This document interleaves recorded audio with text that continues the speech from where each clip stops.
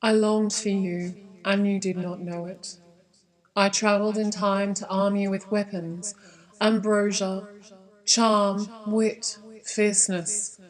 But when I got to the exact location where you were supposed to be, I could not find you. I found a chrysalis. I found discarded shells. In order to appear well-bred in company, you must pay attention to your privates, and if you neglect them, they will be performed awkwardly. By making them habitual, they will become natural. Even when eating entirely alone, observe these details. Take the seat offered by your hostess. Fall into your place into the stream of guests. Perfectly well-bred in company, in public, pay attention 3 times a day to points. If you neglect your privates, you will perform awkwardly. Straining from habit, you will be gracefully sat on. Even when eating entirely alone, thus perfectly perfect, you will avoid the stiff that you will wear when you will be doing wrong. At breakfast or tea, you must take a cup and fill it, that none will return to you. If you are alone in it, the knife must never be used while eating. To put it in your mouth is a distinctive mark of low breeding.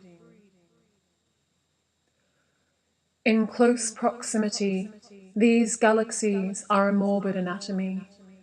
In closer proximity, these galaxies, the milk on your breath, the salt on your skin, is home.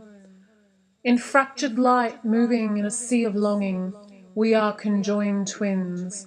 In a posture of surrender, however remote, we find a warm current and slip inside.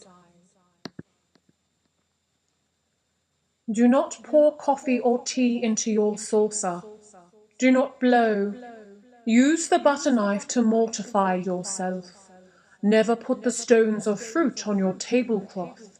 Sit easily in your chair, neither with a trick nor a horse lazily serving the scene. Never attempt to touch any dish that is upon the table but out of your reach, stretching out, leaning forward, or standing up. When conversing, let your knife and fork rest easily upon your plate. Avoid holding them upright.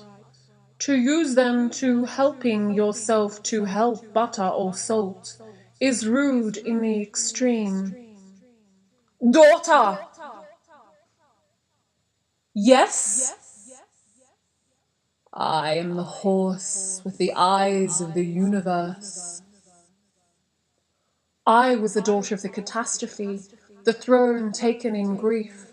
Your tears are a lake to fill the cup to overflow. You need not fear by refusing to take wine with a gentleman. If you decline gracefully, he will admire the delicate restraint. If, however, you have no conscience, you are scrupulous. Then take the wine and take it into your hands, but don't drink it. No lady should drink wine at dinner. She will find her cheeks soon after the indulgence flushed, hot, uncomfortable. Lie here and balance your desire with momentum. Mothers throw knives, and knives are made of love. Pin me like voodoo to find the place in me that is the void. Pin me like voodoo to find the place in me that is the void. Pin me like voodoo to find the place. That is the void in the place that is devoid of voodoo. Find me.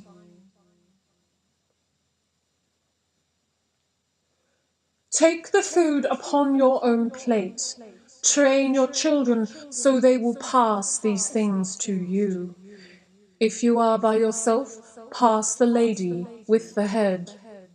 If you give good head, you must watch the cups. Offer to fill their hearts when empty. Avoid making any noise while eating. It is a disgusting habit to make any noise with the lips. Never put large desires into your mouth before telling everyone that you have a mouth full. Use your fork or spoon to put Allah into your mouth.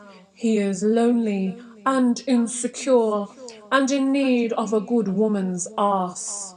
Raise your ass or fork or table or whatever body part you prefer and look towards paradise, an open desert of dates, whores, sour milk. And when you find it, keep quiet. Loudness is a sign of a possessed lady. Select a lady who is indifferent. Find a lady who is different, possessed, inconsolable, desolate, wild, hysterical, will not stop crying, laughing, touching herself, praying to her own creation, which happens every day she wakes up and asks, "What is this woman?" In her ramblings, a sly articulation unravels, long brown hands that can point out the coordinates of desire, the shape of things to come. We have labeled incorrectly these dead beings. At the Zymoglyphic Museum, superstatic sticky pen, intergalactic fusion bin, hyperglycemic cum-face men. Under your skin, a panorama of living creatures. The soil under your painted toes is fossicked. Carefully, we stitch up the inlets in our hands and tighten the springs inside. We both know the controversy surrounding mermaid collecting, the verses of maids left weeping round and knowing, hungry for sailors and vitamin C. You and I are fraudulent animals, are inviolate limbs and queer protests, amaranthine, pendulous breasts. Prehistoric folk wanted to take our skin, flayed, stretched, salted, and sun-dried. Albino animals behind glass, toad, poet, bird, lover, idle folks, nameless sex, playing into the dusk, poised in movement. Theirs is a heartbeat and consent behind glass, in a garden you and I will escape from. Do not pour coffee or tea into your saucer. Do not blow, but bite. Use the butter knife to mortify yourself. Never put the stones of fruit on the tablecloth, but in your pockets, as all inconsolable grief shall lead us, down to the river to bathe, to dream, to suck the stones, petrified eyes easily. We come rippling from base to crown. Decent ladies' orgasms, like lipstick, like sticky date pudding. Serve it with your fingers, then suck them in rebellion. What exactly is the nature of the catastrophe, daughter? Where can we meet? Are we destined to be separate, suspended between spaces in the meanings we have woven? Sit easily in your chair, neither with the trick or with the horse lazily surveying the scene.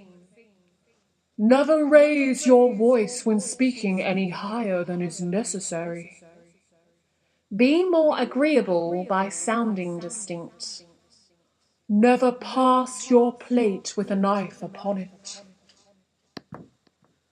If there is a delicacy, partake of it sparingly, and never help yourself to it a second time. If you wish to cough, rise from the table and leave the room. Cover your mouth and turn your head. Avoid gesticulations at the table. Indeed, a well-bred lady will never gesticulate. letting the expression and animation instead give force to her words. Never leave the table until the white girls have left the table. They are pale and full of goodness. Lean into them and ask them for the sharpest butter knife. A sharp butter knife is equivalent to the well-spoken hysteric sitting in the darkness. I longed for you, and you did not know it. I travelled in time to arm you with weapons, ambrosia, charm, wit, fierceness.